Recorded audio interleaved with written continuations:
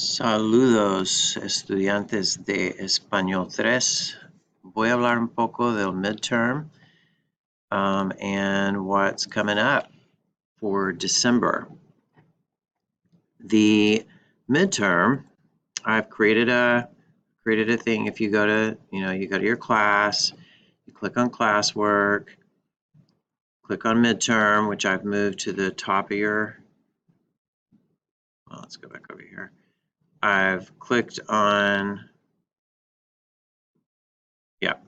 I've put midterm at the top, so Unit 4 is here. Notice the order that I have things now.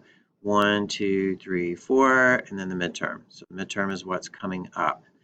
Everybody should be doing 4.5 for Monday, and then 4.6 is coming up the last week of November, next week, before the Thanksgiving break. So the midterm. How does the midterm work? All the instructions are right here. So if you read this, you will exactly know what is involved in the midterm.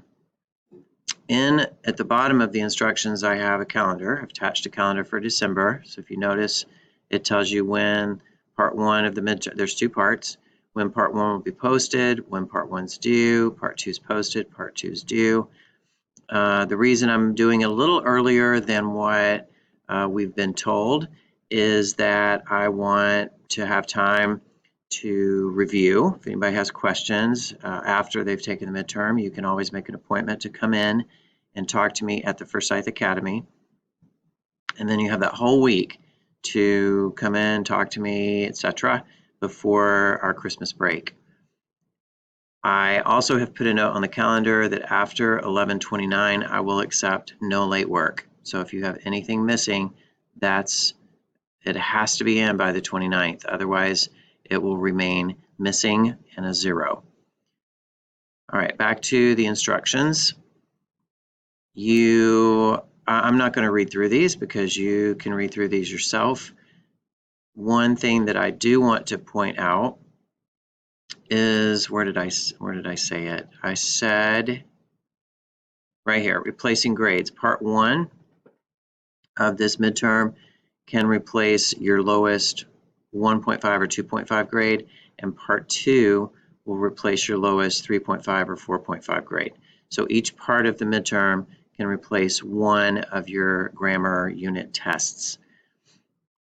The last thing I want to point out is, when you're taking these midterms, you can use any notes that you've written down, that you have, that you've taken throughout the course of the semester.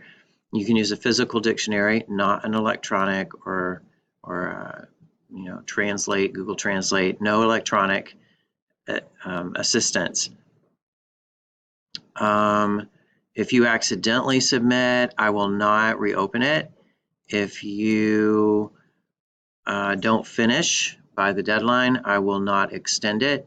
You have plenty of time to take it, and you need to take it at a reliable computer. If that means go to the library, the public library, or go to your school or stay after.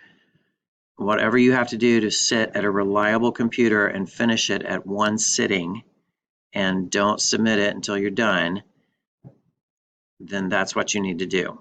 Because any mistakes about, like I said, accidental submissions, etc., are not an excuse. Also, if you're working your way through the test and you have a question about something, but more reason to start it, the day that I post it, because if you wait too late to start asking me questions, there may not be time for me to answer you and for you to answer that question.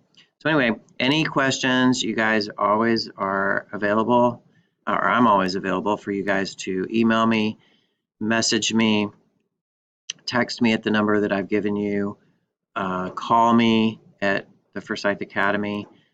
There's many ways you can get in touch with me and ask me questions. So I wish everyone the best. I hope everyone has a wonderful Thanksgiving break. And and Christmas break as well, just in case I don't talk to you again before then. I'll be posting January's Unit 5 maybe mid-December to sometime at the Christmas break. So anyway, everyone, feliz Navidad, feliz Día de Acción de Gracias. Espero que todos tengan unas buenísimas vacaciones y estaremos hablando. Chao.